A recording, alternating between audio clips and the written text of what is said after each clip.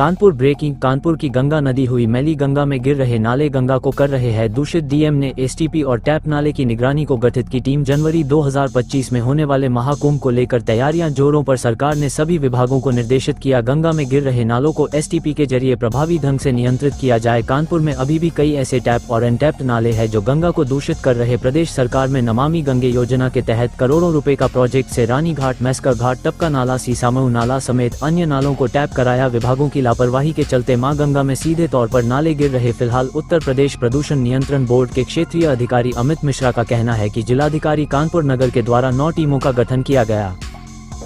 गंगा जी में गंदगी को लेकर क्या कहना बस यही चाहेंगे भाई जी कि जो सरकार जो यहाँ पर नियम कानून सब लाती है बस थोड़े दिन तक ठीक रहते हैं। जैसे अभी नमामि गंगे का कार्य हुआ था यहाँ पर, तो यहाँ पर जो भी कार्य था बस थोड़े दिन तक अच्छा लगा। घाटों का निर्माण सब कुछ नहीं, ठेकेदारों में कोई बात नहीं, बस वो अपने फायदे के लिए थोड़ा बहुत भाई जी देखते हैं। जैसे यहाँ पर है तो बताया गया डस्टबिन वहाँ पर रखवाइए। वहाँ इतनी गंदगी सुलभ शौचालय में जो यहाँ दर्शनार्थी आते हैं मंदिर में दर्शन करने, वो भाई जी वही हम लोग के घर में कहते हैं भैया वॉशरूम जाना है, तो ये चीज़ खराब लगती है कि इतना प्रसिद्ध मंदिर कानपुर में दैत्य काशी होने के बाद भी और यहाँ पर लोग घरों में वॉशरूम करने आते हैं तो बड़ा गंदा लगता है कि मंदिर घाट है जहाँ पर नालियाँ भी बह रही हैं। अरे आप कहीं बता रहे, आप यही घाट ले लीजिए, आप कहीं तो बहुत दूर के सिद्धनाथ मंदिर जो इतना बड़ा मंदिर उसकी नाली देख लीजिए, देखिए गंगा जी में जा रही सीधे डायरेक्ट, कोई सिस्टम नहीं है। अभी मंदिर का कॉरिडोर पास हुआ उसमें भी कोई काम नहीं हो रहा, जिसके पार घर तोड़ दे रहा, तो कोई फायदा थोड़ी ना ऐसा कार्य करने का जी।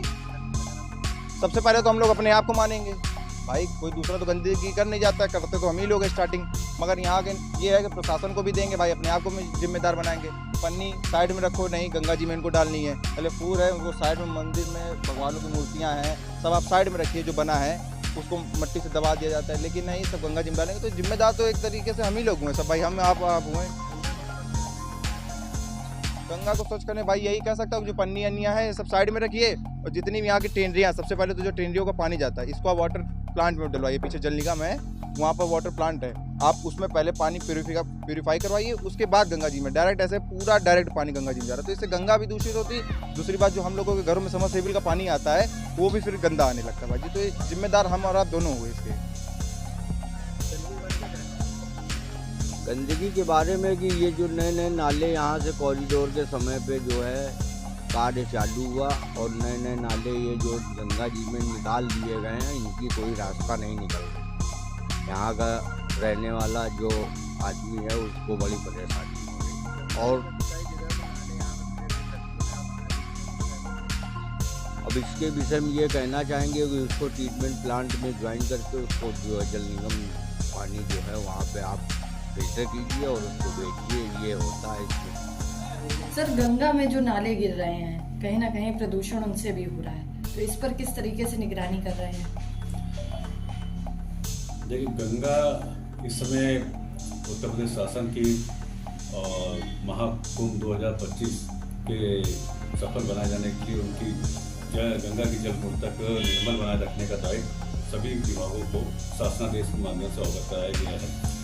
महाकुंभ से पूर्व भी जनपद स्तर पर एक्शन प्लान तैयार कर लिया गया है। संबंधित विभाग जिसमें उत्तर प्रदेश जल निगम ग्रामीण, उत्तर प्रदेश जल निगम नगरी और कार्य संस्था के RMPL, साथ में नगर निगम, सभी को निर्देश दिए गए हैं जो भी STP है सीवर शोधन संयंत्र उसको प्रभावी ढंग से चलाएं और मानक के अनुसार शुद्धिकृत उत्पादित इरीगेशन चैनल में प्रभावित किया जाए।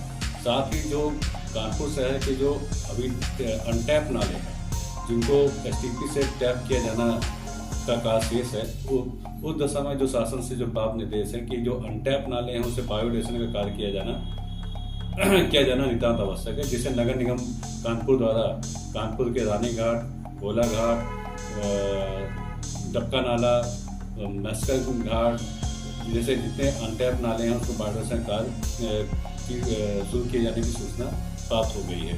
इसको क्रॉस चेकिंग करने के लिए संयुक्त टीम बनाए जाने की भी कार्रवाई कर रही है, ताकि ये इम्पैक्ट एनालिसिस किया जा सके कि बायोडेशन जैविक उपचार से पूर्व उस और जैविक उपचार के बाद कितना BOT का लोड उस नाले में कम हुआ है और उससे और कितना इम्प्रूव किया जा सकता है। सर, तो कब से ये प्रक्रिया शुरू हो जाएगी और इसको शुरू होने में भी कितना टाइम लगेगा? देखिए, बायोडेशन का कार्य नगर निगम द्वारा किया जा रहा है। ये प्रक्रिया मिड अक्टूबर के से ही प्रारंभ कर दी गई है। अब क्योंकि इसमें BOT का लोड और कितना घटाया जा सकता है वो इसके एनालिसिस रिपोर्ट पर डिपेंड है।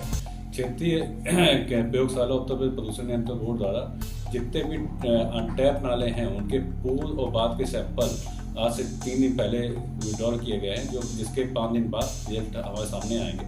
इसके बाद ही इस पे आगे की कार्रवाई बनाई जाएगी। सर, फैक्ट्रियों ट्रेनरियों का जो पानी जा रहा है महाकुंभ को लेकर उन पे क्या दिशा निर्देश दिए गए? जाजमऊ में गंगा नदी के 50 मीटर के दायरे में एक ट्रेनरियों का क्लस्टर है जिसे जाजमऊ कहते हैं। जाजमऊ में प्रधानमंत्री महोदय द्वारा और मुख्यमंत्री महोदय द्वारा 20 MLT CGP की शुभारंभ कर दिया गया, जो 8 अगस्त 2024 से संचालनरत है। ये CGP केवल ट्रेनरियों के उफ्फुलेंट को ट्रीटमेंट करने के लिए ही संचालित की जा रही है। फिर भी सतर्कता पांडव से उत्तर प्रदेश शासन ने माघ मेला के दौरान जो रोस्टर अवधि डिसाइड की है उसके बीच सारी ट्रेनरियों में उस समय गीला काम बंद किए जाने के निर्देश स्पष्ट दिए गए हैं, जिसके सतत निगरानी हेतु जिलाधिकारी द्वारा 8 टीमों का गठन किया गया, जिसमें 6 टीमें जाजमऊ में, 2 टीमें अदर इंडस्ट्रियल एरिया में और एक अतिरिक्त 9वीं टीम जो आपके STP और टैप अनटैप नालों की निगरानी करेगी। ये इस समिति का गठन जिलाधिकारी महोदय द्वारा किया जा चुका है।